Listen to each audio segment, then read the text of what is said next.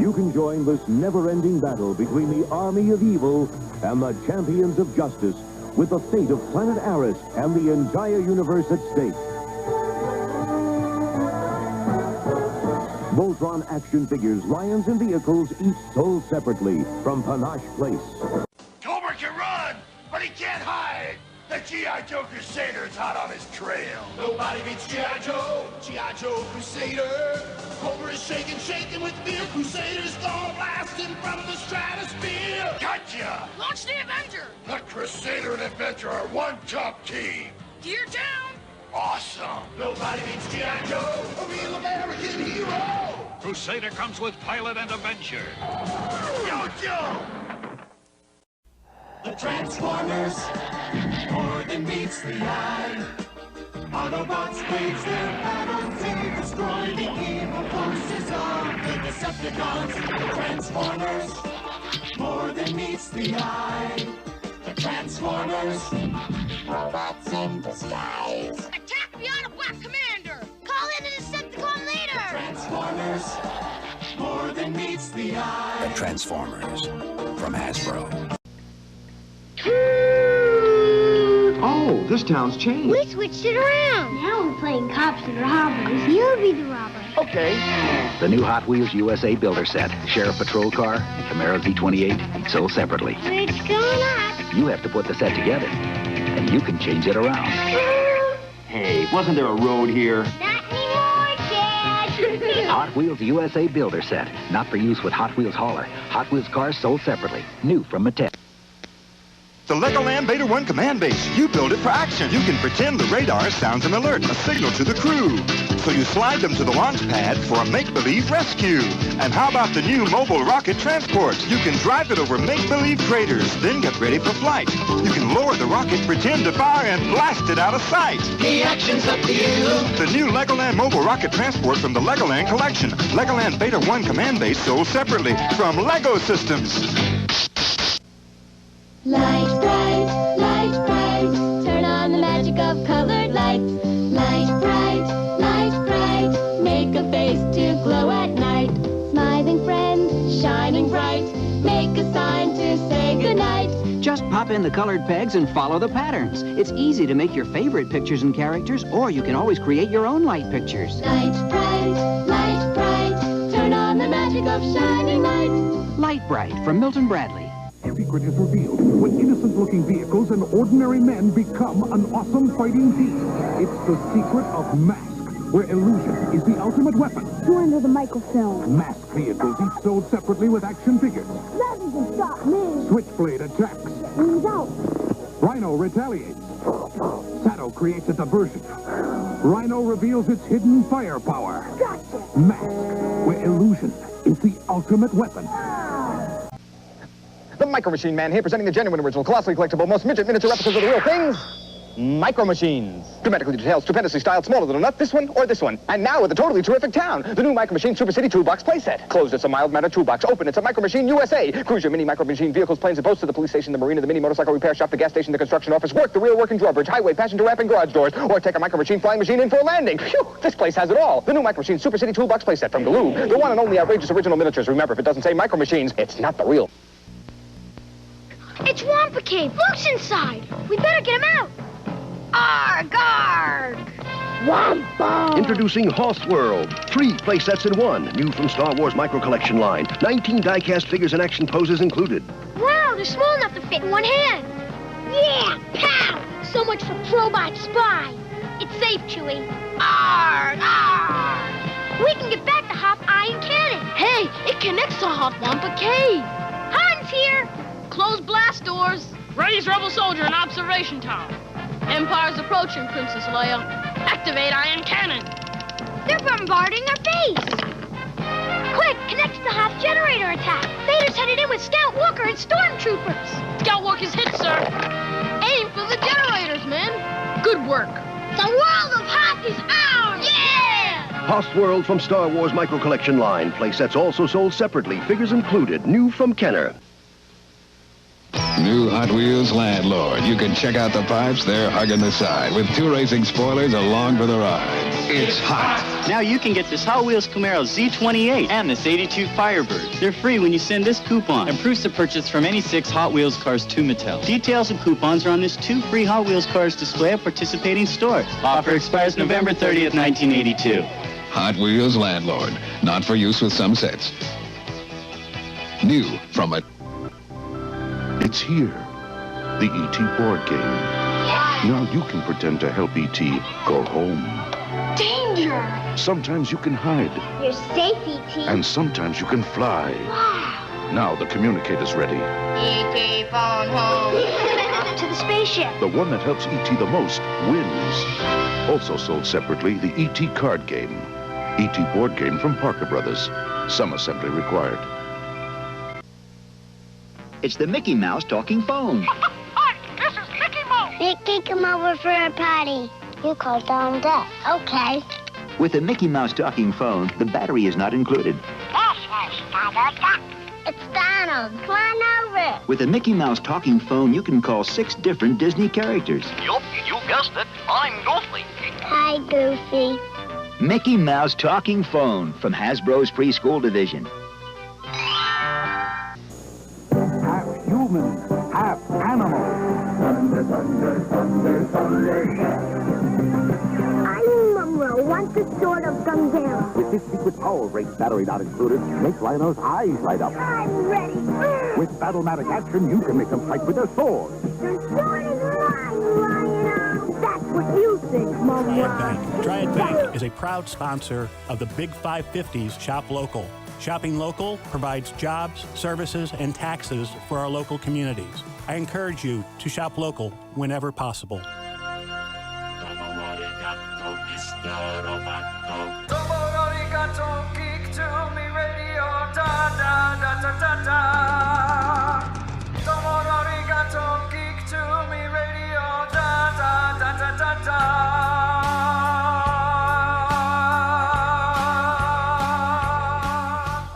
Welcome, welcome, welcome, geeks and nerds, girls and boys, to a brand new edition of Geek to Me Radio. Today, 2 composers, no waiting. We're going to have Ego Plum on first, talking all about his career as well as the new Cuphead series coming to Netflix. Later on, we'll have Jimmy LaValle talking about his Sundance award-winning film, Something in the Dirt. All that and more, please stand by.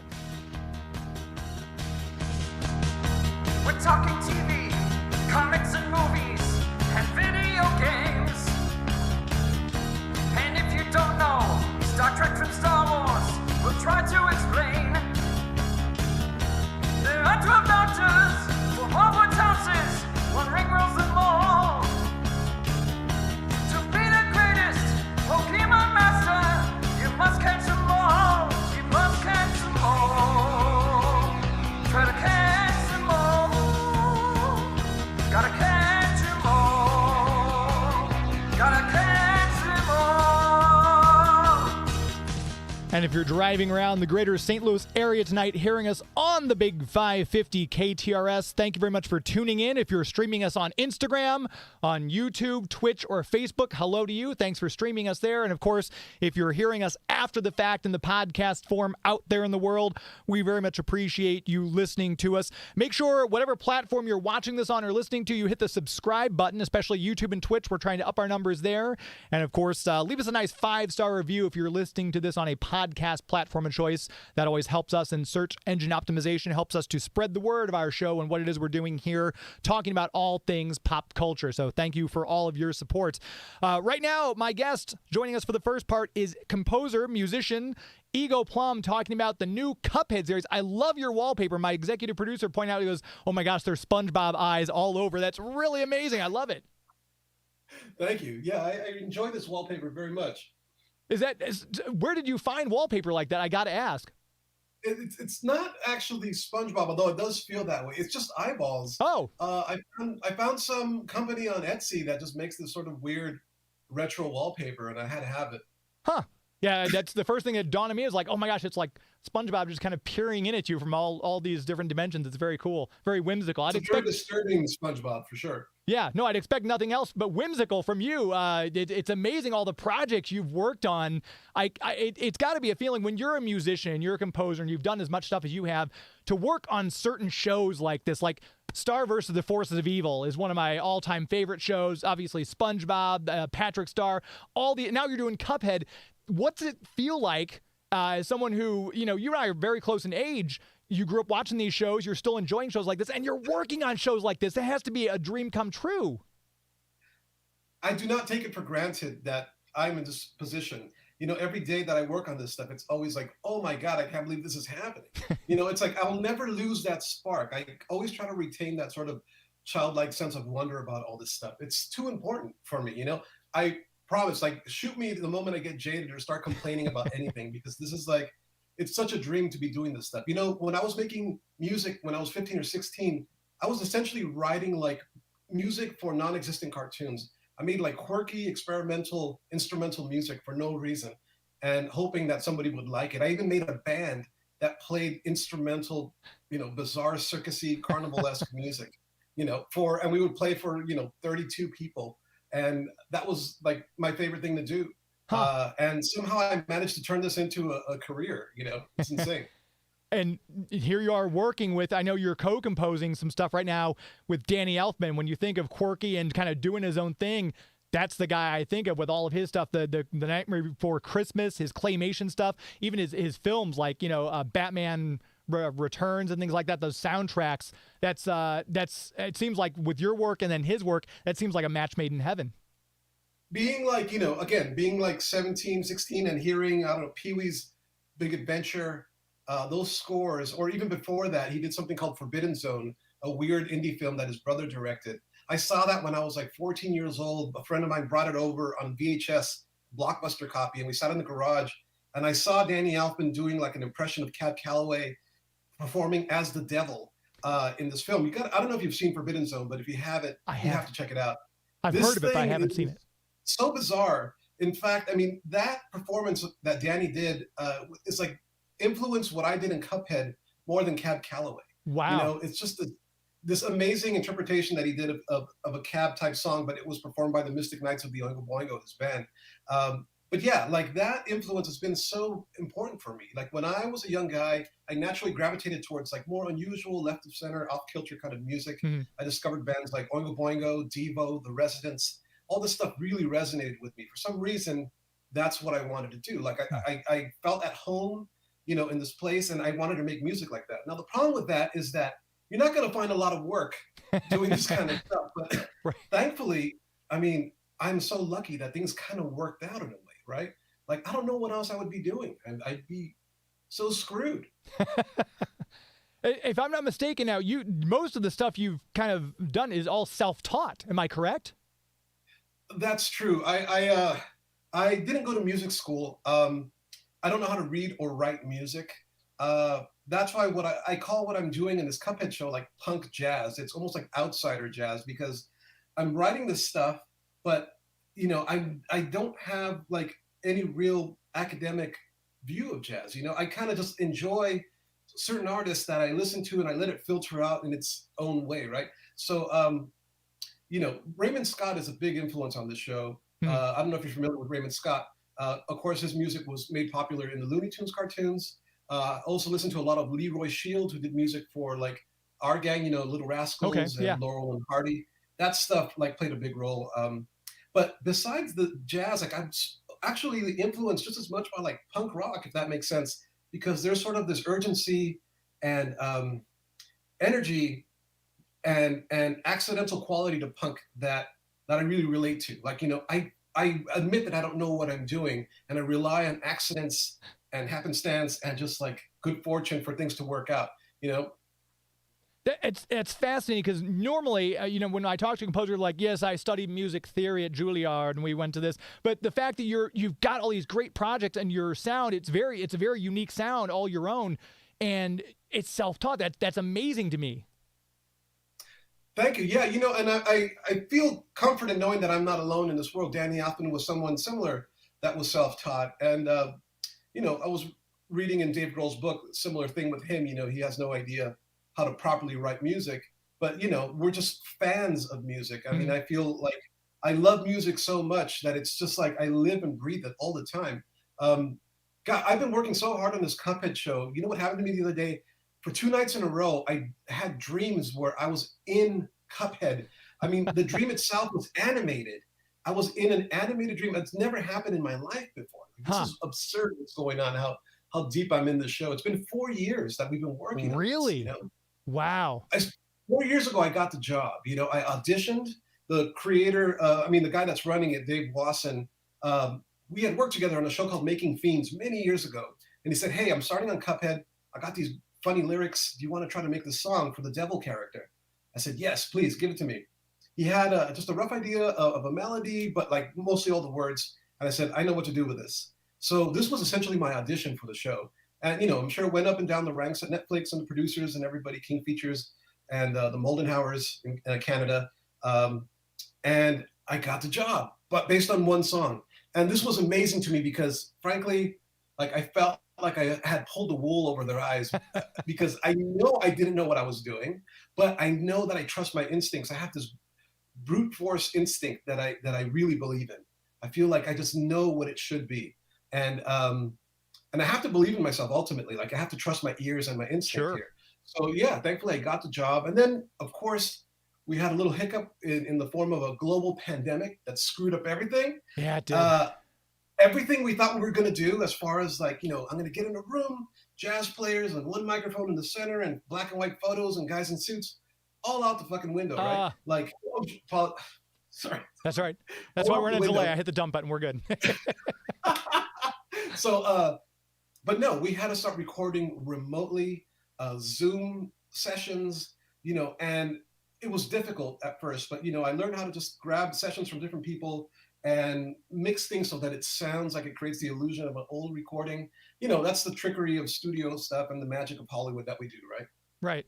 And that's had to been a little disappointing. I mean, you've got this great job and you have all these aspirations and visions about what it's going to be like. And then we're all going to be in our own little, and I know we've talked to musicians, voice actors who are used to doing things in an ensemble. And now they're quickly scrambling to set up a sound booth in their closet. So I guess were a lot of the musicians, was that all kind of one of those things too, where the musicians were all doing their separate parts? Or were you able to blend stuff or meet with some people? A lot of musicians had to, for the first time, learn how to engineer and record themselves. And this also happened with our voice actors, who a lot of times were doing singing for songs that I was writing.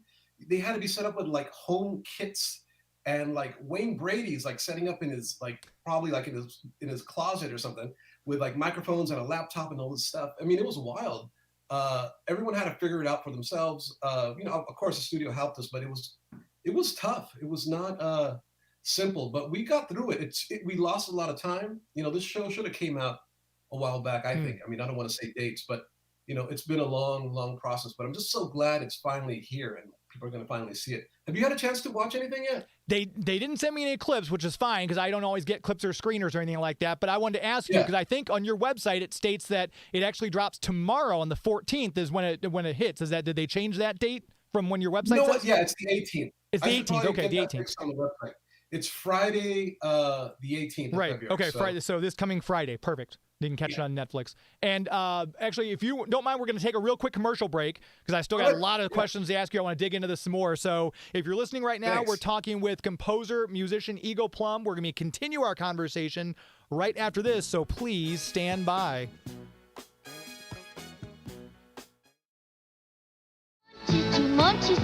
Oh, so soft and cuddly, but the thumb in her mouth, she's really neat. And here's Happy Monchichi Boy Doll Puppet. Rainy day, I'll play. Smiling, happy Monchichi.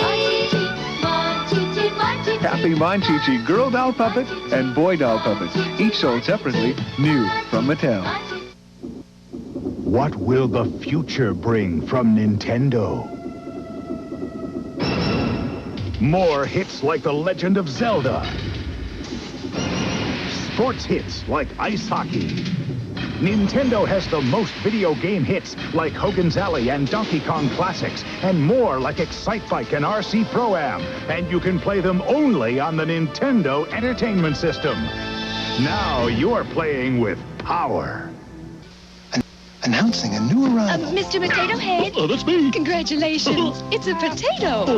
It's Mr. Potato Head family. There's Mr., Mrs., and baby too. Potato Head family, I love you. With eyes and ears and hats and noses, you can put them in so many poses and change your music as 1, 2, 3. Mr. Potato Head family, I like you, funny baby.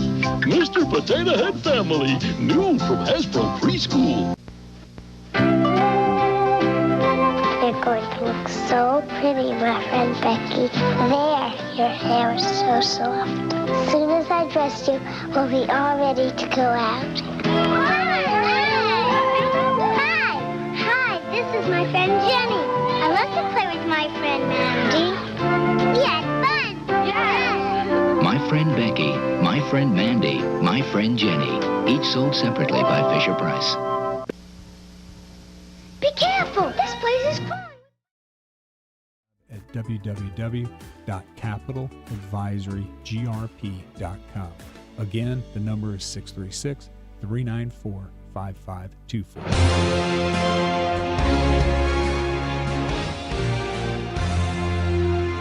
Hi, this is Andrea Romano. I happen to be the voice director for many animated series, including the Justice League.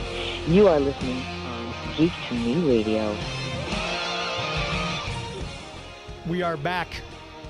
Geek to Me Radio on the Big 550 KTRS, brought to you every Sunday night. I'm your host, James Enstall, and I want to make sure we tell you about our official movie sponsor, Marcus Theaters and Movie Tavern. If you go to the website, marcustheaters.com, you can check out all the movies that are playing right now. I've got the website up. They've got their Academy Award nominated films. If you go there, you can see, if you have missed some of them, you can see West Side Story, you can see Belfast, Licorice Pizza, Dune. Joey V just gave Dune a very high rating. You went and saw it, I guess, was it yesterday? You went and saw it? Yeah. Last night. And West Side Story, all those movies are up. A lot of new movies coming out. The Batman will be out here before you know it. We're coming up on March here very quickly. It's right around the corner. But, of course, the new Liam Neeson movie is out. They've got a ton of movies. Death on the Nile, which I just saw the press screening of earlier last week. Gorgeous film. I highly recommend that one as well. Go to the website, marcustheaters.com. You can find the Marcus Theaters or Movie Tavern closest to you, locations in over 20 states.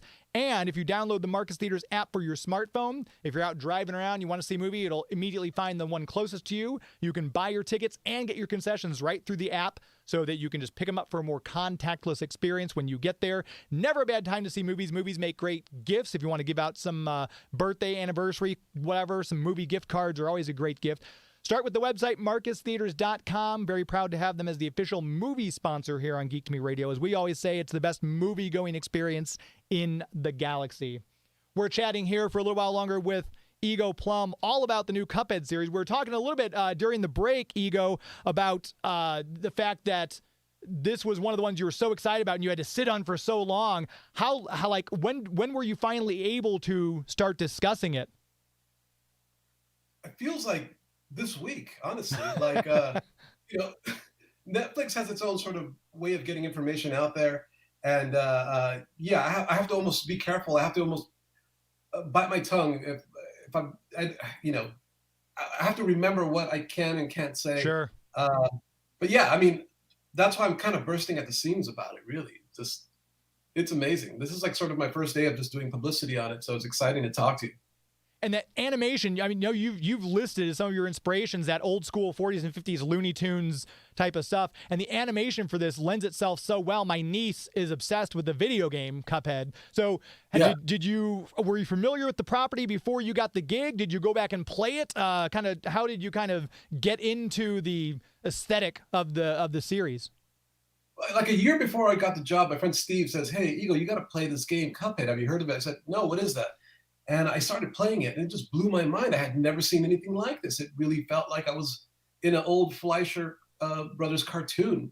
It was incredible. So when I got the call, I was beside myself with excitement because this felt like exactly what I wanted to do. Like all roads had been leading me to Cuphead. Yeah. And I felt so at home in a project like this.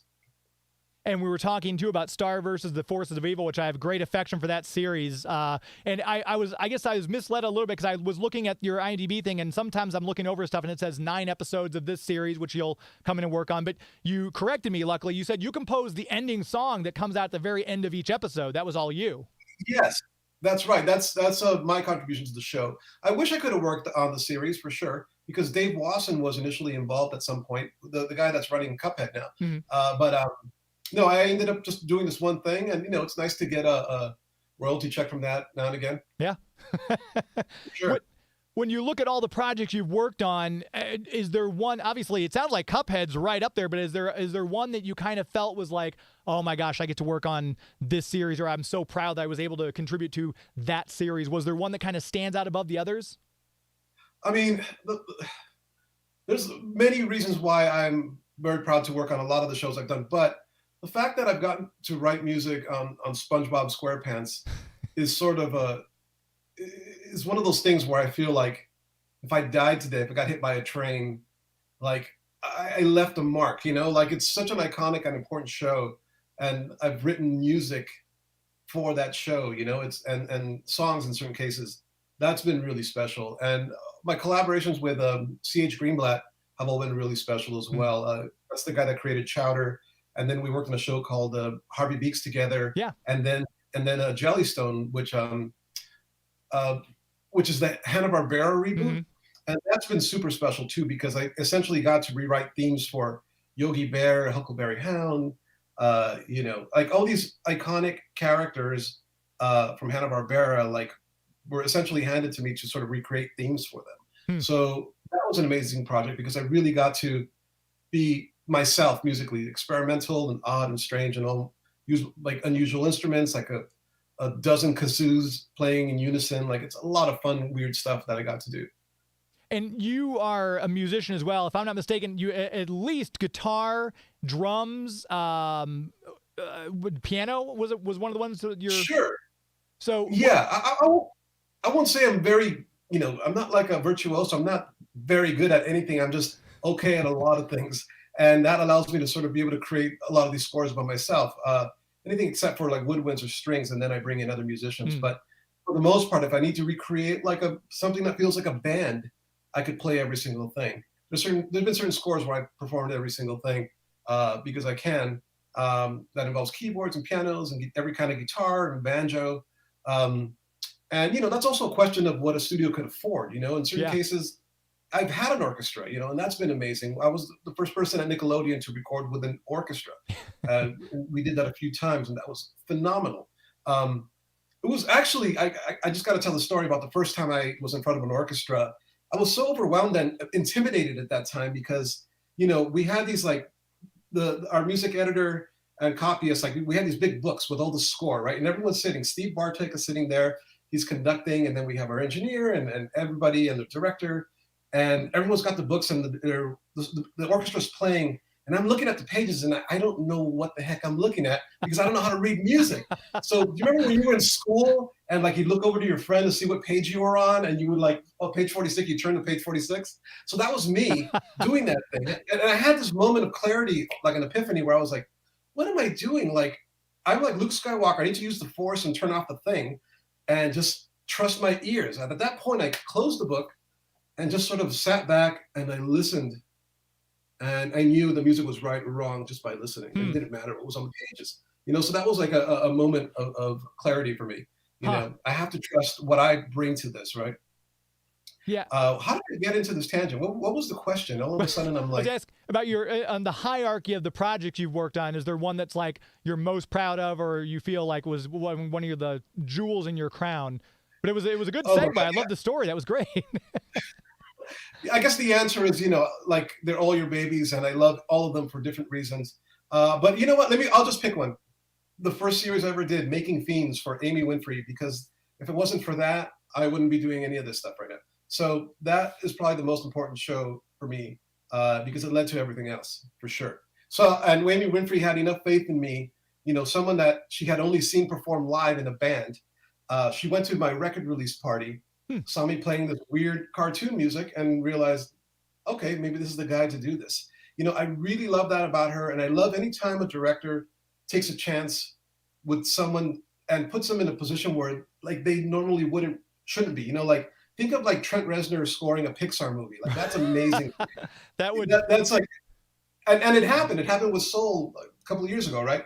And or like there was a director, Carol Reed, who was in a cafe while he was making the movie Third Man, and he saw a guy playing a zither just like in the side of the cafe, and he said, "You should be the composer for my film." So he hired Anton Karas to do the score to this movie called The Third Man, and made this beautiful score. But it was like there's like visionary directors that will take risks, and those are the people that I've relied on to work on, because even with Cuphead, I've never done jazz before, but I was able to convince Netflix and Dave Wasson to take a chance on me and let me do this. So I'm sort of grateful for all those opportunities for sure.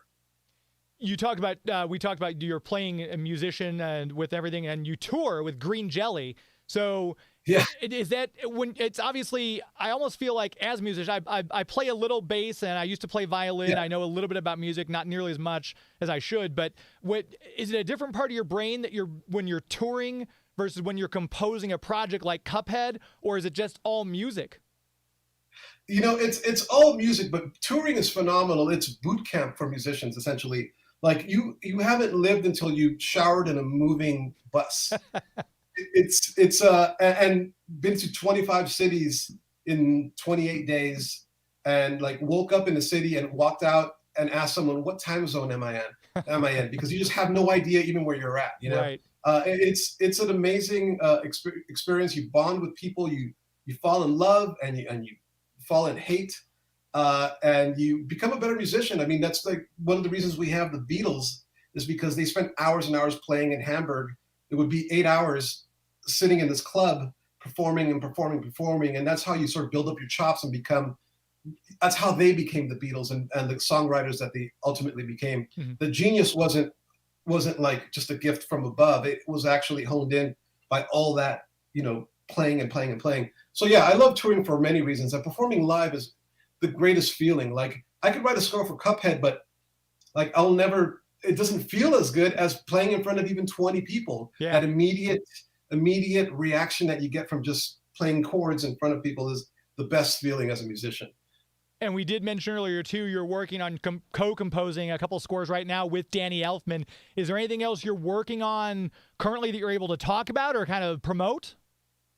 Okay, so yeah, the film I'm doing is called Aliens, Clowns, and Geeks, which is co-scored with Danny Elfman, and that's directed by Richard Elfman, his brother. Mm-hmm. It's sort of like a sci-fi horror comedy, really absurd film.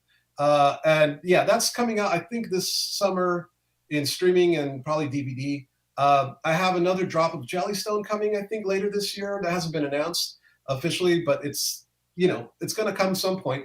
But the biggest thing right now is Cuphead coming next week. I mean, that's the big, exciting project that I'm completely focused on. And I'm still working on, frankly. Like, I was working on it an hour ago, on new episodes. So it's ongoing for me. I'll be busy with Cuphead stuff until July. Wow. And again, if you're listening right now, Cuphead will be streaming on Netflix as of the 18th. So this coming Friday, you can catch episodes of Cuphead when it debuts. It's been such a delight talking to you. Ego Plum, this has been, tell people where they can find you online, too. Keep up with your social medias and things like that. EGOPLUM on everything, right? EgoPlum.com, Ego Plum on Instagram, Twitter, whatever. Say hello. I'd be happy to say hi back. And yeah, you could sort of follow or do whatever. I don't know what are the kids doing now with these things. I'm not super internet-y. Yeah, I do the Twitter and the Instagram. Okay, I haven't ventured into TikTok or anything like that yet. So I think I'm kind of in the same boat as you, where it's a necessary evil to be on social media. But sometimes I'm like, oh, do I have to? But yeah, sure. But definitely, I would love to have you back on to talk about one of these future projects before they come out. If you want to promote anything else like that coming up. Let's do it for sure. Thanks. I really appreciate your time. Thank you for actually wanting to talk to me, because it means a lot to me to be able to share this stuff. It's been a long time coming for me, and I'm so proud of this project. Really, it means the world to me to be a part of the show. And I just wanted one quick shout out to our composer from the Cuphead game, Kris Maddigan, who I have to follow in the footsteps of, who did this phenomenal job on the score. And, it's rather intimidating to think I have to follow that. But, we're sort of running in parallel universes here, the Cuphead game versus the series. It's two different things. And I hope I could do him proud. Yeah, I mean, I'm very excited to see the series when it comes out. I'm going to be waiting probably right there at 11:59 a.m. on Thursday so I can check it out as soon as it drops. My niece might beat me to it, though. She's a big Cuphead fan as well. Amazing. Absolute delight to talk to you. Ego Plum, if you're listening, make sure you follow him on his social medias. EgoPlum.com is the website. We'll put a link to that in the show notes as well so people can check out your site. Thank you. Thanks so much for your time today. It's been a great pleasure to talk to you. Cheers. Thank you. Take care. There he goes, Ego Plum, the composer. Make sure you check that series out. And again, follow him on, check out his website. Gorgeous website, too, with a lot of the stuff he's got, videos and everything like that. You can see those as well. We're going to take another quick commercial break. We're going to come back, and you're going to hear my interview with composer Jimmy LaValle. So please stand by. Head to the forest. Close call. Yum, yum. New Wicked W. Warwick and Princess Nisa, each sold separately from Kenner's Star Wars Return of the Jedi Co. Let's get this mess cleaned up. New from Kenner, Power Movers trucks, each sold separately. Watch, when I move this switch, my Power Mover's hauler lifts the load all by itself. When I move it again, it lowers without batteries. Fire truck to the rescue. Oh, no, I'm stuck. Don't worry, tow truck's here. Wow, that's power. Yeah, they're Power Movers. Fire truck, hauler, and tow truck, each sold separately. Power Movers, new from Kenner. My little pony waterfall. I always bathe my little pony there. My little pony waterfall. I love to shampoo her pretty.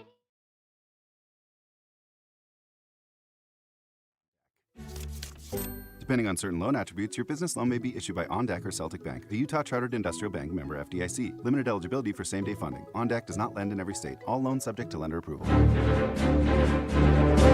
Hi, this is Dean Devlin, Director of Bad Samaritan, and you are listening to Geek to Me Radio.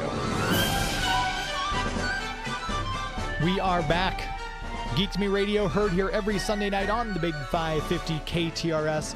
Want to make sure we tell you about our premier sponsor, the reason we are here talking to you right now, and that, of course, is the Greater St. Charles Convention and Visitors Bureau. You know them from the website, discoverstcharles.com. What a great place to visit, and we're so lucky to be here in the greater St. Louis, St. Charles area where it's right in our backyard. Just cross the Blanchette Bridge, boom, there it is. From a historical standpoint, all the cool things there are to see there. If you're a foodie, my word, there are so many great places to eat all over that entire area. I always recommend cocktails at Tompkins House, either before or after dinner. If you're a barbecue fan, there's Salt and Smoke. If you go over to the streets of St. Charles, there's pizza, there's sushi, anything you can imagine. It's all right there. And, of course, the big festivals. There's always something going on. There's an ice sculpting festival just took place last month. Christmas traditions, we always talk about that going on down there, the largest running and longest running Christmas festival in the country. Before you know it, Legends and Lanterns will be here in October. Check out the website, which is discoverstcharles.com. That'll give you an idea of anything going on. Click the events tab, and you can see what's coming up. The Scottish Heritage Day festivals will be right around the corner here in April. There's always something going on, and if you haven't been there for a while, it's time to go back. If you're listening to this right now and you're from outside the greater St. Louis, St. Charles area, maybe you want to plan a trip, this would be a good time to plan a trip to St. Charles, someplace if you want to visit someplace new with a lot of history, a lot of great options, a lot of things to do, a lot of nightlife. If you like the nightlife, if you like to boogie, City of St. Charles has something for everyone. Once again, the website, discoverstcharles.com. That's discoverstcharles.com. As we always say, it's an historically good time. We are going to go right to another composer right now. I had the chance to talk with Jimmy LaValle about his work composing Something in the Dirt, and here is that interview right now. Right now we're talking with the composer Jimmy LaValle all about his work on the brand new movie Something in the Dirt. Just debuted at Sundance last week, I believe, and we're going to be talking about that along with other aspects of his career. Jimmy, how are you? I'm good. How are you? Doing well, thank you. It's always exciting. Sundance comes around every January. People get so excited. There's all this great independent film, and with it obviously brings a lot of great independent actors, independent composers, sounds coming at us. To have a film that you've worked on premiere at Sundance like that has to have a little bit of an excited feeling in your gut. Yeah, absolutely. Yeah, I mean, I was super excited. This also being, our my fourth film with Justin and Aaron. We've had other, festival premieres that are, reputable, like Toronto and Tribeca, and just finally getting Sundance was just it was just something to really, celebrate. And you worked, like you said, with Justin and Aaron on these projects before and everything like that. But that it's got to be, I guess, when you're on your fourth collaboration, you almost have it down to a science by this point. Yeah, you kind of know where they're going to go. They kind of know what they want from you and what you're going to bring. So I guess does it make it easier then at this point? It's still something that I try to push my boundaries each time, each go around. And I do know that they are in the same boat as far as pushing their storytelling, pushing their, filmmaking. And I think that we approach each film from scratch. Like it's a new project. Mm-hmm. Yes, we trust each other, or yes, they trust me. They trust me to create something that they, are going to love and are going to stand behind. But I still like to approach it as obviously a brand new film. And your musical background, you go all the way back to doing like you in bands and things like that. Talk about a little bit how you got involved. Like at what age did you know music was going to be the thing in your life that kind of sustained you and employed you and everything like that? Yeah. Well, I mean, I started playing music at a very young age. I grew up in the band and orchestra system, playing clarinet, violin, drums, percussion, piano. Started, like 4 or 5-ish years old with piano, and then just kind of started to, fiddle my way through, literally fiddle, violin my way through elementary school. And the middle school program, band orchestra program they would come and pick up elementary school kids that were interested in band and orchestra like once a week. And so I did that. And then obviously I went to that school and continued. And as soon as I got there, I was always kind of enamored by the percussion section. And, by the time I was in 8th grade, I switched over to the percussion section and then continued on to high school and the drum line and percussion, marching band, orchestra, et cetera, et cetera. So that was kind of my classical roots and my classical backgrounds. And I guess like kind of, informed a lot of like, just tools and techniques that obviously translate into film scoring, just as far as voicing and instrumentation and the traditional sense of scoring. However, obviously, in 9th grade, I started playing in punk bands and started to taught myself how to play guitar and threw band and orchestra out the window and just wasn't into it anymore. And decided to try to, be a rock star for a better term, and then, I spent like my late high school years, in these hardcore punk bands, and started touring in my senior year and was just kind of like really a young impressionistic teenager, and throughout those first tour, like I met a lot of really great people and got out of the bubble of the city that I grew up in, San Diego, and then just kind of, one of those people that I met on that tour moved out to San Diego. He and I started this band called Tristeza, and we started kind of making instrumental, arpeggiated, I just got a puppy myself, actually, arpeggiated guitar pieces, instrumental, and they were kind of, of a certain mood and vibe. And that was kind of like, and in the meantime, myself too, I was really into, artists like Brian Eno and just discovering, like electronic music and, just kind of like getting out of that kind of hardcore bubble and kind of really starting to like pull the layers back and pull, of other artists and music and just, really discovering interesting things. Anyways, long-winded way of saying that I basically kind of then fell into making, what music that, I still make now, and just kind of started to kind of find my way and find my voice and started to create, music that was instrumental and atmospheric and had a lot of space, was melodic. And so that kind of led me to releasing records. And so for most of the 2000s, I was, was finding myself with a lot of success in the, film licensing, TV licensing sync world. People were coming to, using my songs in a lot of TV shows, and obviously they're instrumental, and they kind of, you didn't have to peel away the lyrical quality or the vocal, or it could be used under anything to kind of set a mood if it fit to the vision. And so that kind of just led into, I around 2009, I believe, or 2008 or 9, I played this show in Albuquerque, New Mexico, and the bass player of the band that played with us was from Dallas. And we had mutual friends, and he said that his friend had made this documentary, and she used a bunch of my music, and they knew that they were playing a show with me, so they brought the DVD to share the film and see if it was cool to use the music. So on tour, I basically, I then took that DVD, and on the rest of the tour, I watched that film, and it was a documentary about a little girl who was born with a certain rare condition, and the documentary followed her from all the way from her birth to the time she was 13, and just kind of like followed her story. And I think that was the film that I was just like, oh my God, this is a really just kind of amazing, powerful story. You're using a ton of my music. What if I just scored it? And it was something that I kind of like, I never really put it together. Like I never really put film scoring together. I thought that was something that I wanted to do, or thought that was something that, somebody actually did. It just didn't really resonate. I just didn't, of course somebody makes music for movies. When you watch a film, you see that there's music, but, I didn't really know like the backstory and like, all of the kind of magic that goes into making films. I was just definitely on the receiving end, just watching the finished product. So that was kind of like my beginning, and I started there and did that film.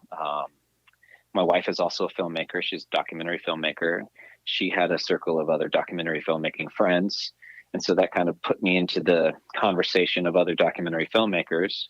And that's kind of how it started. And then, Justin and Aaron approached me. Justin and I go way back to, he was hired to film me making a record back in 2005, 2006. So he followed me for some time with a camera. But back then he was just kind of, doing exactly as he should, trying to disappear as a camera person, operating and documenting someone to be kind of, so he was just, my memory of him was just this quiet guy that kind of was around. And then, of course I had conversations with him here and there. But for the most part, he was just kind of, in the shadows, just filming. Of course from then, I knew him, he was a friend. He was, hey Justin, what's going on? That kind of thing. I moved away from San Diego. I moved back to LA, or down to LA. And I think it was 2011 or 12. Basically, Justin had reached out and said, I wrote this script. I wrote this film. I'd love to talk to you about it if you might want to score it. Like, I was listening to your music the entire time, and I just think it would be great. And I was like, oh, cool. Yeah, definitely. And at that time is when I met Aaron. And at that time is when they gave me a copy of Resolution.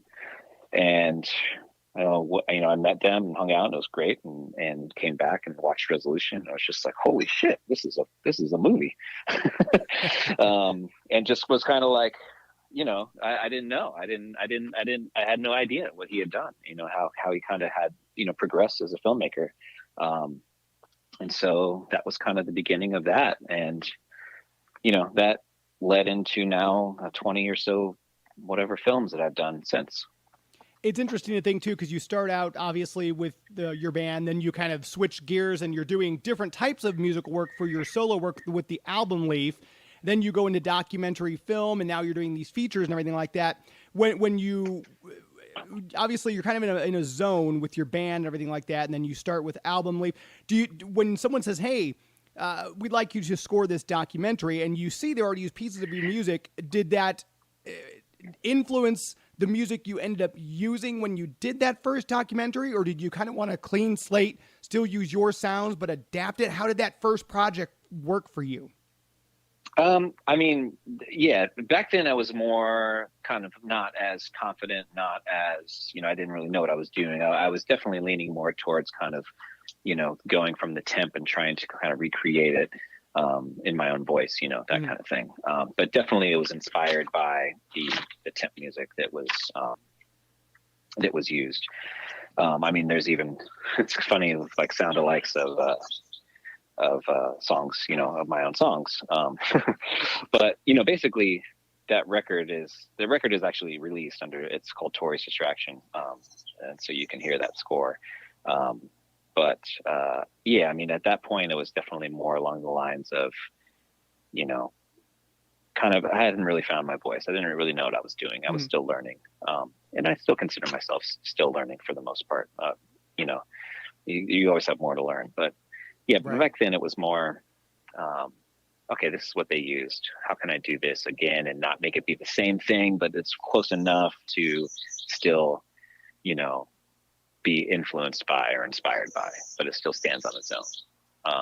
And to be honest, like for me, like I really love that score, but it's not cohesive in any way. It's not really, there's no thematic through line. There's a lot of mistakes, as far as like traditional film scoring, but I also think that has continued to kind of inform the way that I score film and maybe what kind of, might make me unique in that sense of not kind of following the traditional kind of film score rules. And I think that that's resonated and obvious through a lot of the composers that have started that are primarily, have an artist band background and have crossed over into film scoring, that there's, there's a lot of exciting film scoring happen because those traditional rules are kind of being broken. And obviously documentary film versus feature film, you're kind of different types of music, different themes. It's still your sound though. So when you're doing a feature film, where do you start from? Do you start with going through the script? Are you seeing storyboards? Kind of how do you kind of sculpt a theme for a feature in your mind? What are your building blocks there that the directors and writers are giving you? And we're going to talk about that more with Jimmy LaValle right after this break. You're listening to Geek to Me Radio here on the Big 550 KTRS. You're also sold separately from Mattel. Can you keep a secret? Good. Then come closer. This is Baby Secrets. She talks. For a secret, touch my heart. And she whispers. Baby Secrets loves you. I love you, Baby Secrets. Oh, you're so sweet. Baby Secrets. Her secrets are just for you. You're my best friend. Your secret friend. Baby Secrets. Secrets just for you. There's one way to tell how powerful a rig is. They call it a pull contest. And no charge. Online at stlouisgroup.com. Proud to support the Backstoppers on KTRS. Hey guys, this is Echo Kellum, aka Mr. Terrific, and you're listening to Geek to Me Radio. We are back. This segment brought to you by Bugs Comics and Games, our official comic book sponsor here on Geek Me Radio.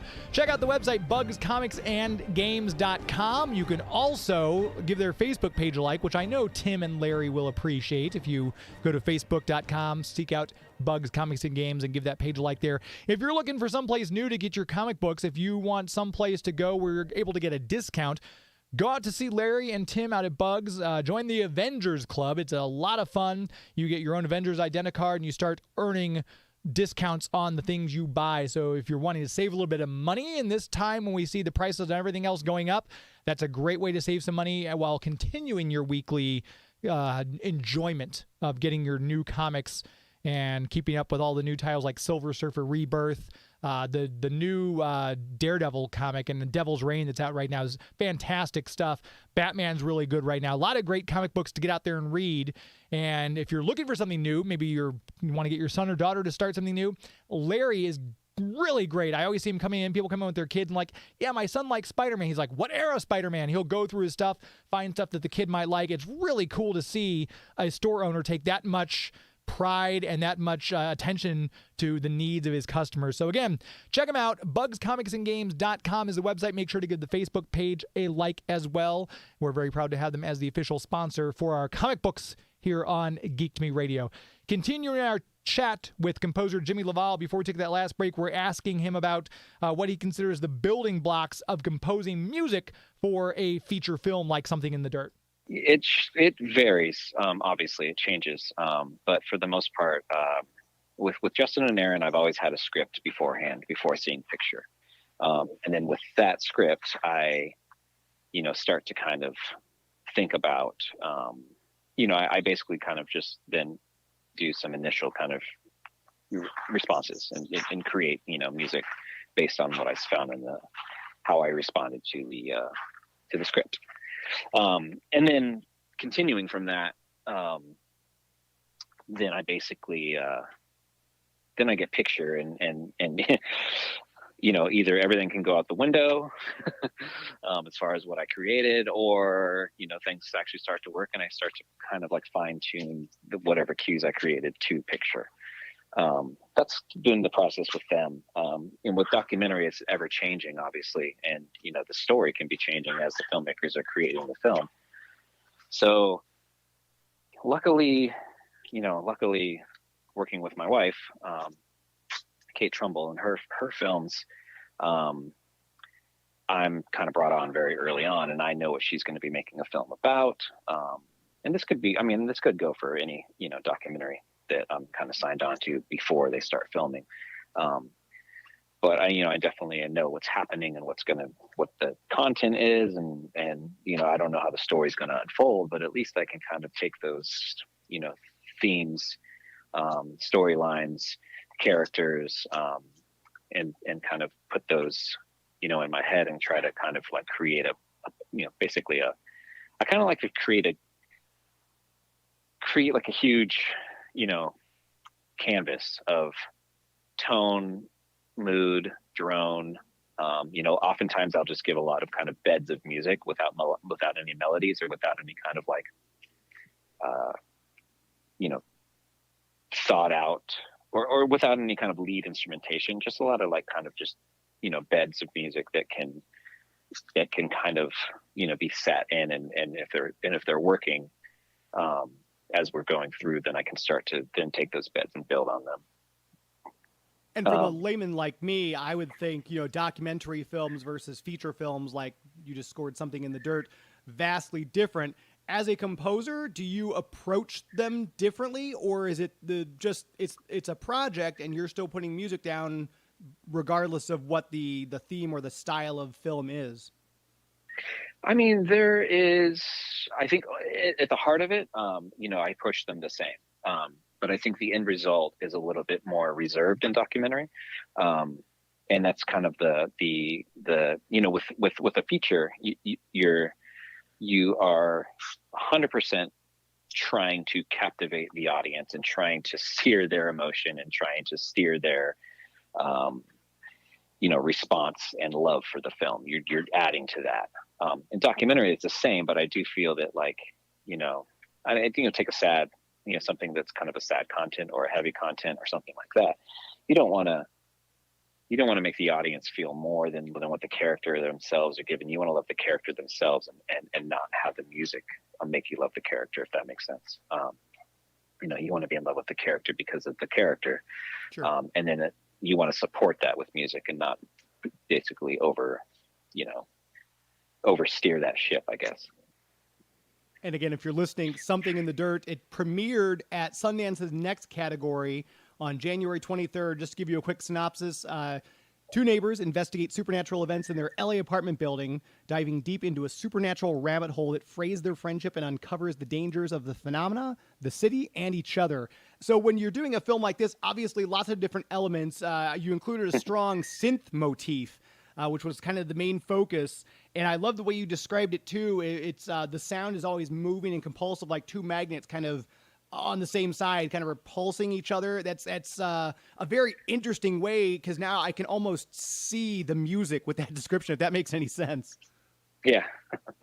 Yeah, I mean, that was definitely, it was the initial theme that I came up with, and kind of through line synth sound, was actually one of the first things that I did in response to the script and I received the script back in September 2020. And I think I delivered that piece of music to them before, or just after they had finished shooting.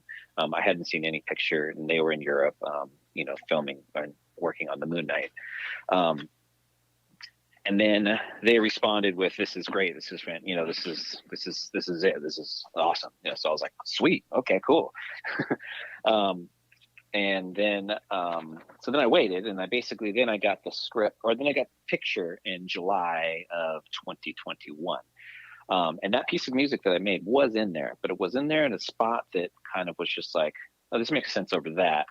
But what am I going to do for the rest of the film?" It was just kind of like, this doesn't make sense, because the temp that you have over basically what the entire film is about is the two of them kind of, theorizing and coming up with and trying to kind of like go down and through these rabbit holes, trying to uncover the mystery and solve the riddle. And, and they had the same piece of temp over each of those sections. And when you see the film, obviously, that is a through line of the film. It is not, 80% of the film is that almost. So I knew I had to come up with that motif before anything, before moving forward to kind of, figure out how I was going to make all of this work. And so that threw me for a loop. I was just like, what am I doing? I don't know. And I'm like, I was for the first time really thrown off by a temp cue. Trying to find that voice. What is this going to be? What is this going to be? Going in circles for like a month and a half. And so finally I just kind of like was able to just like take that synth sound, and kind of strip it apart.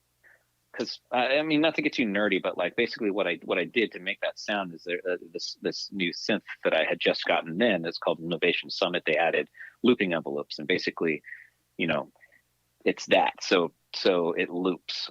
So when I hit a note, you can also enable the looping envelope. You can change it to change the rhythm, in the cycle, and then you can also send it to like pitch, to manipulate its pitch. So I did that, and then I was able to take that sound and then kind of like take off the looping envelope and see what that sounds like, and then okay, cool. And then it's also moving if I keep hitting the same note like this, and whatever. That's kind of the nerdy back end of it.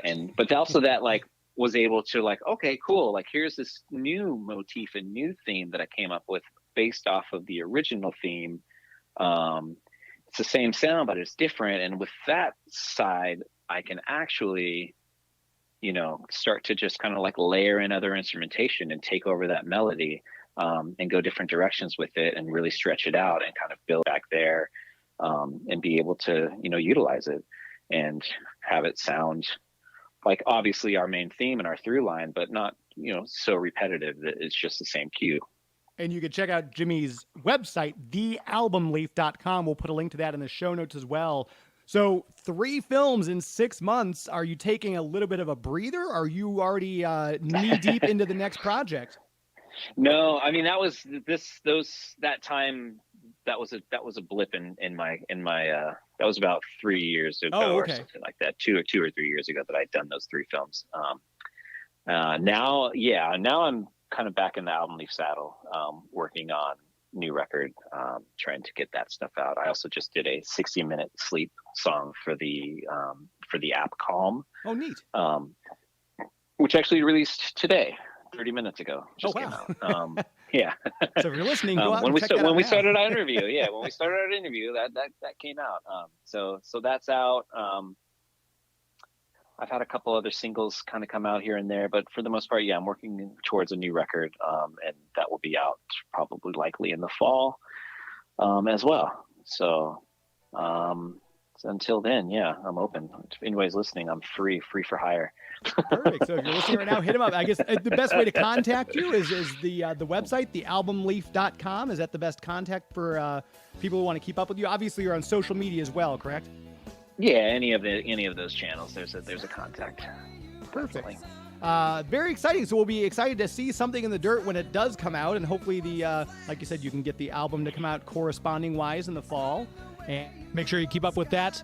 We'll have a link to that on the website as well. Thanks, as always, to Joey V for making the show sound and look as good as it does. Thank you to all of you for watching on the various services. Max on Movies is up next. He's got an interview with Famke Janssen, and he'll have his Death on the Nile review as well, so stay tuned for Max on Movies. Thank you to all the listeners. Thank you to Ego Plum. Thank you to Jimmy LaValle. And until next week, my friends. That's our show. This is Geek to Me Radio. Thank you, Toontown. Good night. The Big 550. KTRS St. Louis.